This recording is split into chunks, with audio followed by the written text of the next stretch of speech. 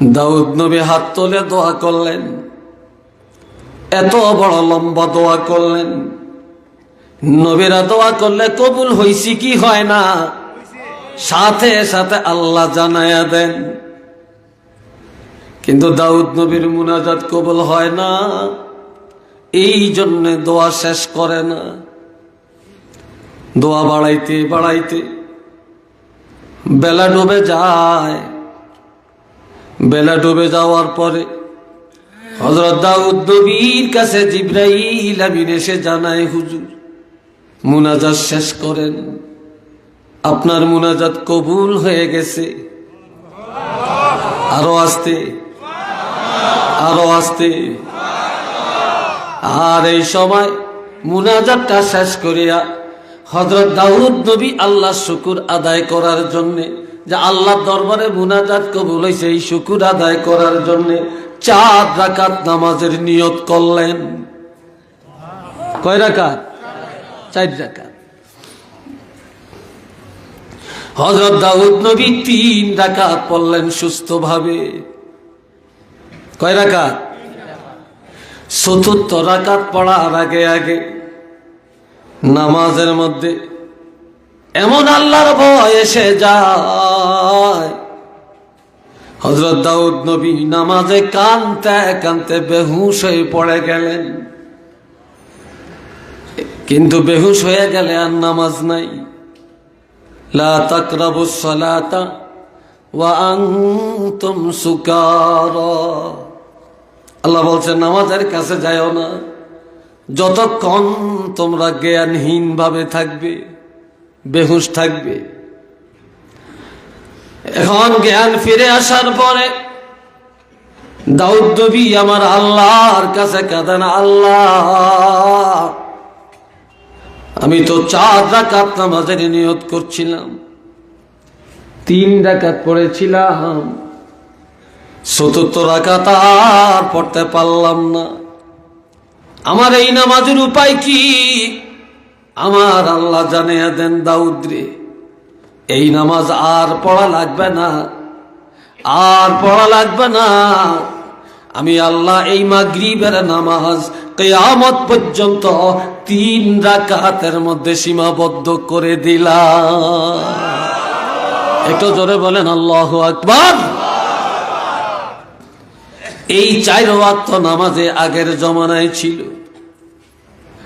এশার নামাজ কেউ পড়ে না, কোন নবীর আমলে ছিল না। আমার আল্লাহ বলেন, হাবিব আমি আপনাকে কাউসার দিলাম, লাওয়ায়ে হামদ দিলাম, মাকাম মাহমুদার অঙ্গীকার করলাম, রহমত বরকত সব আপনাকে দিলাম, ইজ্জত সব আপনার জন্য দিলাম। হাবিব আমি আল্লাহ আপনার উম্মতের ইজ্জত বাড়াইয়া দেওয়ার জন্য আমি আল্লাহর পক্ষ থেকে একটা উপহার দিলাম। কি দিলাম? আমি আল্লাহর পক্ষ থেকে উপহার ঘোষণা করলাম। নবী জানতে চাইলেন, আল্লাহ আমার উম্মতের কি উপহারটা দিবেন?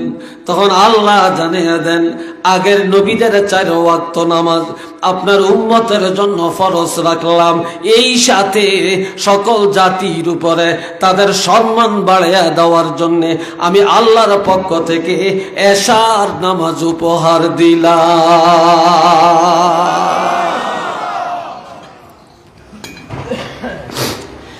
এশার নামাজের কারণে আমাদের ইজ্জত। একটু মারহাবা করুন, আর একটু জোরে বলেন। তাইলে আমার ভাইয়েরা, নবীর কারণে সম্মান, কোরআনের কারণে সম্মান। এই দুনিয়াতে আমার আল্লাহ বলছেন, হাল ইয়াস্তাবিল্লাযীনা ইয়া'লামুন ওয়াল্লাযীনা লা ইয়া'লামুন, যে জানে আর যে জানে না, বা যারা জানে আর যারা জানে না তারা এক সমান না। যারা আলেম আর যারা মূর্খ তারা এক সমান না। কেননা আল্লাহ কোরআনের আরেক আয়াতে ঘোষণা দিলেন, ইন্নাহু কানা যালুমান জাহুলা। কোন একবার সুবহানাল্লাহ, আলহামদুলিল্লাহ। কয় কোরআন দেওয়ার পরে, কোরআন পাওয়ার পরে এই কোরআনের ইলম যারা অর্জন করে তারাই হলো জ্ঞানী, তারাই হলো আল্লাহর কাছে দামি। আর এই কোরআন দেওয়ার পরে কোরআন থেকে যারা মুখ ফিরে আনে, কোরআনের ইলম যারা অর্জন করে না, তারাই হলো মূর্খ, আর তারাই হলো পৃথিবীতে সবচেয়ে বড় জালেম। একটু চিল্লিয়া বলেন না নাউজুবিল্লাহ। এই কোরআনের ইলম, এই কোরআনের পক্ষে, এই ইলমে দ্বীনের পক্ষে আমরা আছি কি নাই? আরো জোরে কম, হাত তুলে দেখাইতে পারবেন? একটু দেখান, দুইটা হাত তোলেন। নারে তাকবীর, নারে রিসালাত। আল্লাহ কবুল করেন, সবাই বলেন আমিন। আর একবার বলেন আমিন। এবারে আসে না সন্তানের মাদ্রাসায় দিলে, আলেমের বাপ হলে, আলেমের মা, আলেমের দাদা, আলেমের নানা, আলেমের বংশ, ইজ্জত আল্লাহর কাছে বাড়বে না কমবে? আরেকবার বলেন। একটা কথা বিশ্বাস করেন, বর্তমানে অধিকাংশ সন্তানেরা জানাজা ছাড়া মা বাপরে মাটি দেয়। একটু নাউজুবিল্লাহ বলেন। বিশ্বাস হয় আপনাদের? কি ছাড়া? কথা কয় না। কি ছাড়া? জানাজা ছাড়া, দোয়া ছাড়া মাটি দেয়। এমএ পাস একটা ছেলে, এমপি, টিওনো, ডিসি, এডিসি জেনারেল, অনেক শিল্পপতি, বাবার জানাজা পড়তে আসছে, মায়ের জানাজা পড়তে আসছে।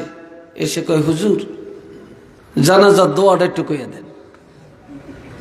যেই ছেলে বাপের জানাজা পড়তে আইসা বলে দোয়াটা একটু বলে দেন, হুজুর তকবীর কয়টা দিতেই, নিয়তটা বলে দেন। তাহলে ওই ছেলে জানাজার মধ্যে কি পড়িয়া মার আর বাপের জানাজা পড়ছে? আপনাদের কাছে প্রশ্ন।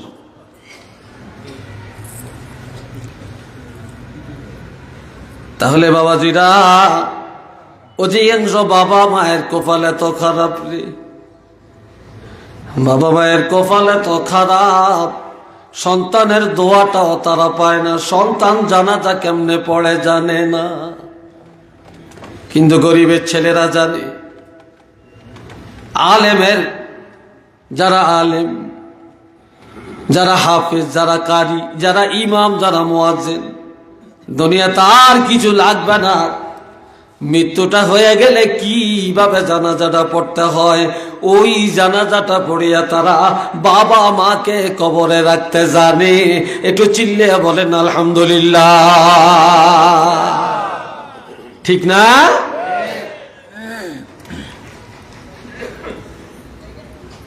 বন্ধুরা রে আমার, একজন ছাত্রের দাম কত, একজন আলেমের দাম কত? قال رسول الله صلى الله عليه وسلم إن العالم أو متعلم إذا مر على قرية يرفع عنه عذاب القبر 40 يوما। আমার নবী ইরশাদ করেন, একজন আলেম অথবা একজন ছাত্র, এই ছেলেরা আমার দিকে চাও কিনা? মাদ্রাসার ছাত্ররা আসেনি? কেউ আসেনি এখানে? দেখি কারা কারা হাত তুলে দেখাও তো। মাশাল্লাহ মাশাল্লাহ, হাত নামা। কষ্ট হয়েছে তোমরা না? মাদ্রাসার ছাত্ররা শোনো, তোমাদের কত দাম। আমার রাসূল বলেন, একজন আলেম অথবা একজন তালিবুল ইলম কোন গ্রামে যদি হেঁটে যায়, বিচরণ করে, অবস্থান করে, তাদের ইজ্জতের দিকে তাকায়া আমার আল্লাহ 40 দিনের জন্য ওই এলাকার কবরে রাজা উঠাইয়া নিয়ে যায়। কতদিন? রাসূল বলেছেন, কোন কবরের আযাব যদি একবার আল্লাহ বন্ধ করে দেন, ওই কবরে পুনরায় আযাব দিতে আল্লাহর কাছে লজ্জা লাগে। কি লাগে? লজ্জা লাগে। হতে পারে চিরদিনের জন্য আযাব বন্ধ হয়ে যায়। এইবার আপনাদের কাছে প্রশ্ন, জালালপুর লালাবাজার একজন বড় ব্যারিস্টার আসলো, একজন বড় মন্ত্রী আসলো, একজন বড় এমপি আসলো, একজন শিল্পপতি আসলো, প্রধানমন্ত্রী আসলো, দেশের প্রেসিডেন্ট আসলো, কিন্তু মাটির উপরের উন্নয়ন হবে, এটা ঠিক। কিন্তু মাটির নিচের কি লাভ হবে আপনারা বলেন? হবে? আরো জোরে বলেন হবে? মাটির নিচের কোনো উপকার হবে না, কিন্তু আলেমের দ্বারা মাটির উপরের উপকার হয়, আলেমের দ্বারা মাটির নিচেও নাজাত পাওয়া যায়। একটু চিল্লিয়ে বলেন না সুবহানাল্লাহ।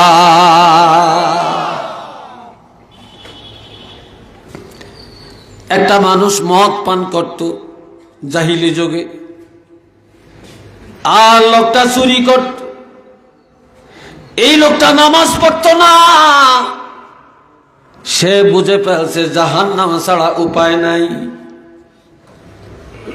বিবিকে ডাক দিয়া বলল, বিবি, আমি যদি মরে যাই, তোমার গর্ভে যে বাচ্চাটা আছে, এই বাচ্চাটা যদি ছেলে হয়, আমি ওসিয়ত করে গেলাম তাকে মাদ্রাসায় এলেম শিখাইও। কি শিখাইও? এলেম শিখাইও। এখন তার বিবি একটা পুত্র সন্তান প্রসব করল। আস্তে আস্তে ছেলেটা বড় হয়, কথা শিখে হাঁটে, হাতে ধরে ধরে এইবারে নিয়ে যায় মুক্তবে ওস্তাদের কাছে। ওস্তাদ তারে বসায়া আউযু বিল্লাহ বিসমিল্লাহ তাকে পড়ায়। এবার তার কষি জবানে, নিষ্পাপ জবানে যখন বিসমিল্লাহ পড়ে, এই দিকে তার বাবার কবরে আযাব চলছে। আল্লাহ ডাক দিয়া বলে, ফেরেশতারা রে, এই লোকটা যত বড় পাপী হোক না কেন, যত বড় অপরাধী হোক না কেন, ছেলের জবানে মক্তবে গিয়া, মাদ্রাসায় গিয়া শুধু বিসমিল্লাহ তেলাওয়াত করলো, আমার রহমতের দরিয়ায় জোশ মেরে উঠল, তার বাবা জাহান্নামের আগুনে জ্বলবে হয় না। এই ছেলের জবানে বিসমিল্লাহ বলার কারণে আমি আল্লাহ তার বাবার কবরটাকে জান্নাতের বাগান বানায়া দিলাম। এটা জোরে সরে বলেন আল্লাহু আকবার।